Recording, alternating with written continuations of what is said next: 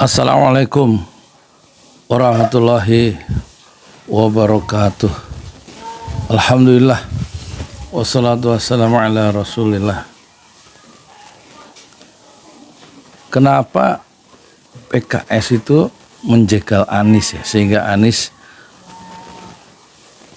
ditinggalkan dan karena ditinggalkan dan tidak punya tiket berlayar untuk menjadi bakal calon gubernur. Padahal PKS itu pertama punya track record partai oposisi dan tentu dia cocok dengan Anies Baswedan yang membawa isu perubahan.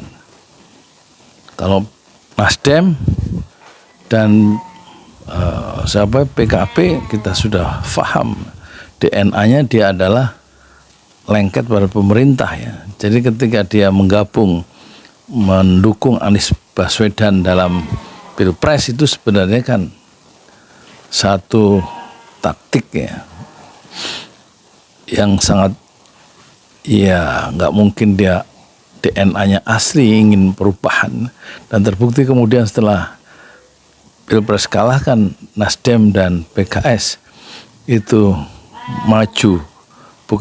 bergabung pada Koalisi Indonesia Maju ya, Kim Plus ya, dan PKS mulai gamang ketika tentu dia gamang karena ada tawaran dari kubu entah istana baru atau istana lama ya.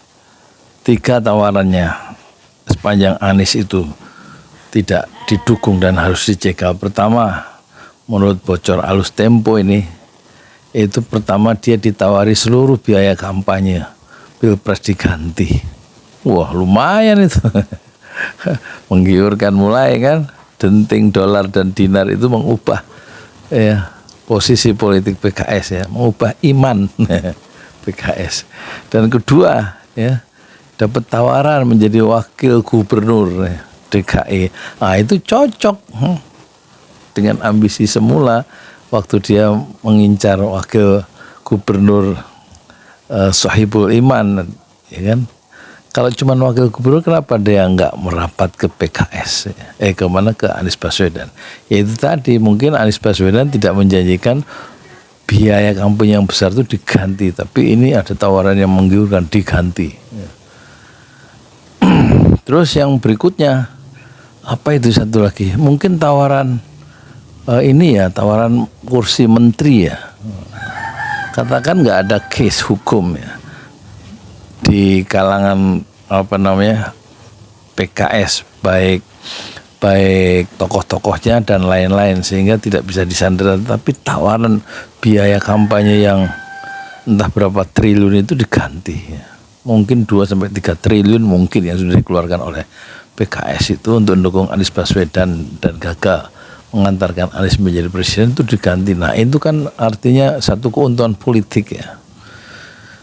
Apalagi ada jabatan wakil gubernur, padahal PKS sendiri adalah pemenang ya. Perolehan suara legislatifnya terbesar, dapat 18 kursi di DKI, disusul oleh PDIP yang 15 kursi. Tapi dia masih nggak pede mengajukan dirinya sendiri jadi calon gubernur ya. Harusnya dia tidak usah menawarkan diri ya, atau menerima tawaran dari istana baru toh. Maksudnya Prabowo itu loh, grupnya Prabowo lah, gengnya Prabowo. Tetapi tawaran biaya kampanye diganti itu cukup menggiurkan juga, apalagi kalau memang ada tawaran menteri di kabinet ya. Sementara Anies tidak menjanjikan apa-apa, tidak menjanjikan uang. Jadi kemudian dia punya dalih tanggal 4 Agustus sebagai deadline bagi Anies untuk mendatangkan kursi 4 lagi. Sebenarnya keputusan Mahkamah Konstitusi yang menurunkan ambang batas kepala daerah menjadi 6-10% untuk DKI, daerah khusus Jakarta menjadi 7,5%, itu sebenarnya alasan PKS soal tambahan 4 kursi yang tidak bisa didatangkan Anies itu sebenarnya menjadi tidak relevan sebenarnya. Tetapi tarikan dunia, hubud dunia ya dari tokoh-tokoh PKS itu sudah begitu kuat sehingga dia meninggalkan Anies Baswedan, meninggalkan kesucian perjuangan untuk menegakkan keadilan, ya, kebersihan dan perubahan itu ditinggalkan demikian saja karena tawaran posisi politik sebagai wakil gubernur DKI daerah khusus Jakarta dan juga biaya kampanye yang akan diganti asal meninggalkan Anies dan mungkin kursi menteri. Terus itu alasannya, tapi sebenarnya ada alasan yang jauh lebih mendasar ya dari kubu sebelah sana. Anies ini orang yang sekarang layak diperhitungkan karena bukan saja dia punya suara yang menginginkan perubahan itu ada 40 juta hasil perhitungan suara KPU, tetapi juga Anies adalah kekuatan Anies pada soal kebersihannya. Dia tidak terlibat korupsi selama gubernur DKI 5 tahun, tidak terlibat kolusi persenggokolannya dengan teman-temannya untuk menduduki jabatan tertentu, tidak juga ngambil uang APBD daerah, APBD DKI, dan juga bebas dari nepotisme ya, bebas dari KKN, kolusi, korupsi dan nepotisme. Dan Anies Baswedan tentu ya sangat diperhitungkan ya oleh oligarki karena Anies menutup ya Alexis dan juga menolak reklamasi, dan itu berarti bisnis yang sangat besar. Reklamasi pantai utara Jakarta itu mendapat ancaman jika Anies Baswedan kembali menjadi gubernur daerah khusus Jakarta. Inilah ya hal-hal yang menjadi pertimbangan sehingga Anies harus disingkirkan. Apalagi kalau tidak disingkirkan sekarang, potensi untuk tahun 2029 menjadi bakal calon presiden potensial untuk mengalahkan lawannya pada tahun itu, terutama Prabowo yang tentu ingin menjadi presiden untuk 2 periode. Jadi memotong kaki Anies itu sebaiknya dilakukan dengan segala cara, termasuk dengan menggait atau melumpuhkan, menjinakkan PKS dengan 3 tawaran itu. Dan kita sayangkan tentu ya PKS keluar dari hitohnya sebagai partai dakwah yang seharusnya melakukan amar ma'ruf nahi mungkar, dan sekarang dia bergabung dengan kelompok oligarki. Karena kita tahu di belakang itu oligarki bermain, termasuk proyek-proyek reklamasi dan yang lain-lain. Dan kita sayangkan PKS sudah kehilangan arah perjuangannya dalam sejarah politik Indonesia modern. Mungkin sejak Lutfi Hasan Ishak, presiden PKS, itu dijebloskan oleh KPK ke penjara 20 tahun dan kemarin baru bebas bersyarat gara-gara rekayasa kuota impor daging sapi. Jadi tampaknya PKS betul-betul putus asa di dalam berjuang. Berbeda dengan Masyumi, Majelis Syuro Muslimin Indonesia, satu-satunya partai politik Islam yang terbesar di era kemerdekaan yang 9 tahun terakhir dipimpin oleh Muhammad Natsir, itu betul-betul justru bisa berhadapan dengan penguasa dan tidak berkolaborasi dengan Nasakom dan membiarkan penguasa itu memainkan negeri dengan seenaknya sendiri dengan melanggar konstitusi.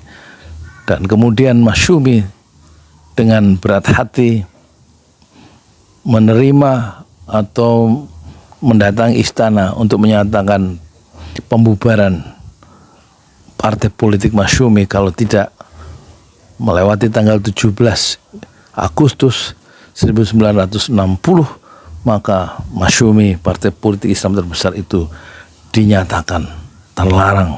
Dan kalau terlarang maka membuka peluang bagi Partai Komunis Indonesia untuk main kayu terhadap tokoh-tokoh Masyumi dan anggota Masyumi dan partai Masyumi di seluruh Indonesia, karena PKI akan beranggapan mereka boleh melakukan kekerasan terhadap partai terlarang masyumi. Jadi langkah bijaksana dari tokoh-tokoh masyumi dengan membubarkan diri, padahal dia adalah partai politik terbesar di era kemerdekaan, adalah langkah yang sangat bijaksana. Tetapi langkah PKS dengan membiarkan kepalanya masuk tali lasso jeratan dari oligarki, ya, dan kemudian tunduk sambil meninggalkan garis perjuangan bersama Anies Baswedan adalah sebuah blunder sejarah dan akan dicatat sebagai langkah yang memalukan, ya,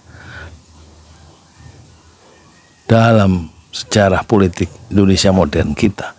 Langkah-langkah yang dilakukan oleh Partai Keadilan Sejahtera dan orang-orang yang turut serta tunduk pada kekuasaan dan membiarkan perjuangan itu kemudian berhenti karena hanya memburu denting dolar dan dinar, sungguh adalah sebuah kejahatan politik.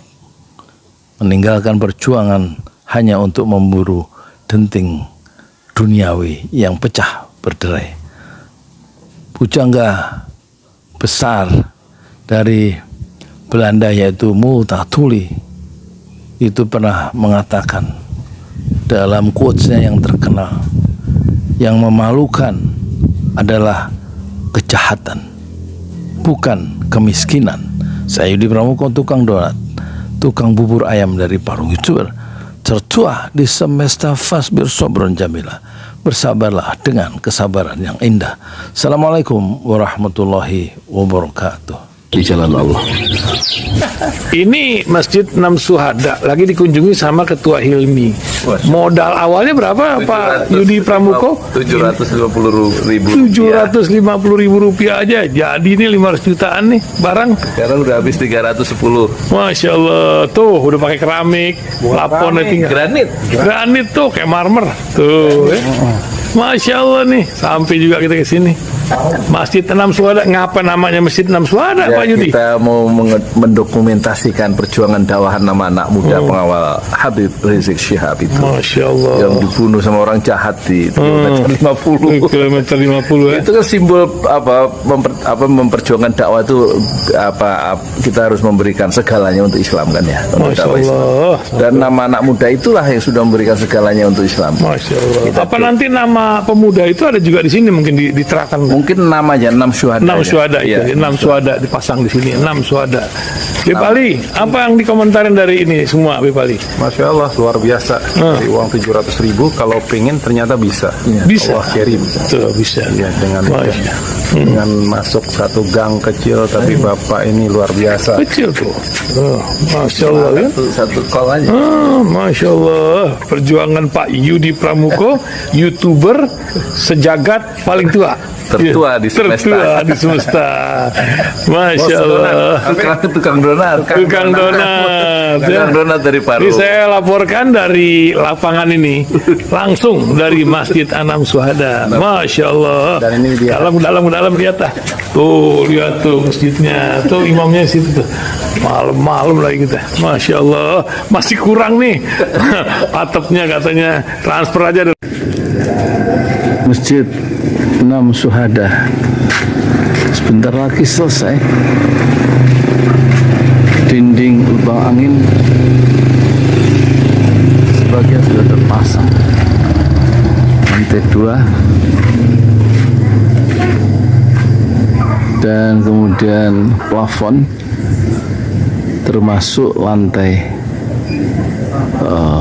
bukan keramik, granit 150 dus bersama tiang-tiang yang ada 16 setinggi 4,5 meter.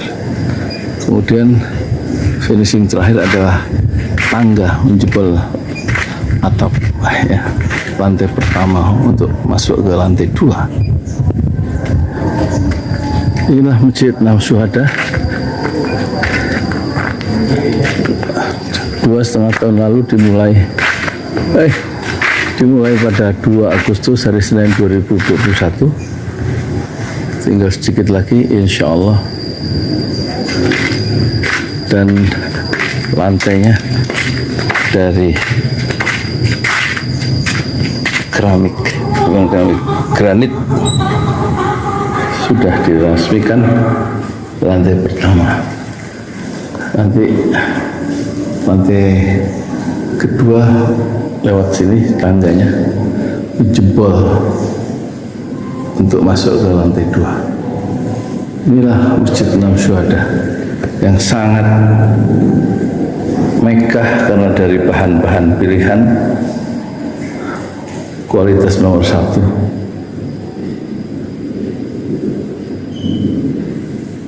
Tinggal sekitar 80 juta lagi finishing lantai atas selesai, insya Allah.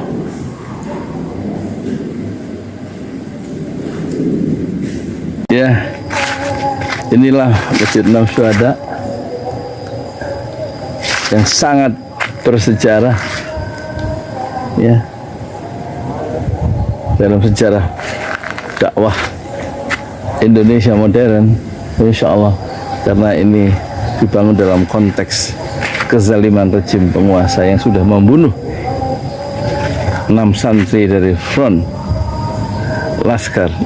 pembela Islam, dan kita abadikan pengorbanan dan perjuangan dakwah mereka sehingga kita sebut namanya Masjid 6 Syuhada.